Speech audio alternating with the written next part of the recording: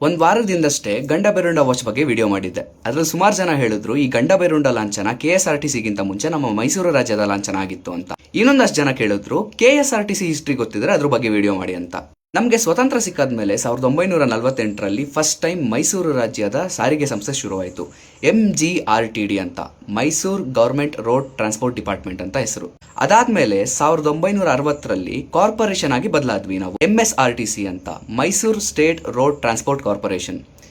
ಇದೆಲ್ಲ ಆದಮೇಲೆ 1973 ನವೆಂಬರ್ 1 ಕರ್ನಾಟಕ ರಾಜ್ಯ ಯಾವಾಗ ಫಾರ್ಮ್ ಆಯಿತು ಅವತ್ತಿನ ದಿನನೇ KSRTC ಫಾರ್ಮ್ ಆಗಿದ್ದು. ಇನ್ನು ಗಂಡ ಬೆರುಂಡ ಲಾಂಛನ ಇಲ್ಲಿ ಹೇಗೆ ಬಂತು ಅಂದ್ರೆ 1970-71 ಟೈಮಲ್ಲಿ ಇವ್ರು ಅನ್ಕೊಂಡ್ರು ಮೈಸೂರು ರಾಜ್ಯದ ಲಾಂಛನ ನಮ್ಮ ಸಾರಿಗೆ ಲಾಂಛನನೇ ಮಾಡ್ಕೊಳ್ಳೋಣ, ಚೆನ್ನಾಗಿರುತ್ತೆ ಅನ್ನೋ ಥರ.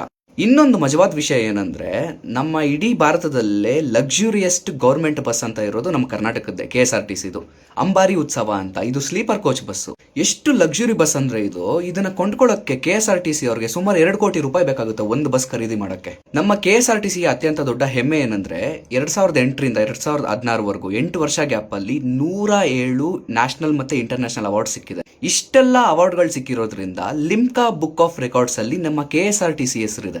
ನೆಕ್ಸ್ಟ್ ಟೈಮ್ KSRTCಲಿ ಅಥವಾ ಯಾವುದೇ ಗೌರ್ಮೆಂಟ್ ಬಸ್ಸಲ್ಲಿ ಹೋಗ್ಬೇಕಾದ್ರೆ ತುಂಬಾ ಹೆಮ್ಮೆಯಿಂದ ಟ್ರಾವೆಲ್ ಮಾಡಿ. ಮತ್ತೆ ನಿಮ್ಮ ಫ್ರೆಂಡ್ಸ್ಗೆಲ್ಲ ಶೇರ್ ಮಾಡಿ, ಅವ್ರಿಗೆ ಇದನ್ನು ತಿಳಿಸಿ ನಮ್ಮ KSRTC ಹಿಸ್ಟ್ರಿ ಎಷ್ಟು ದೊಡ್ಡದು ಅಂತ.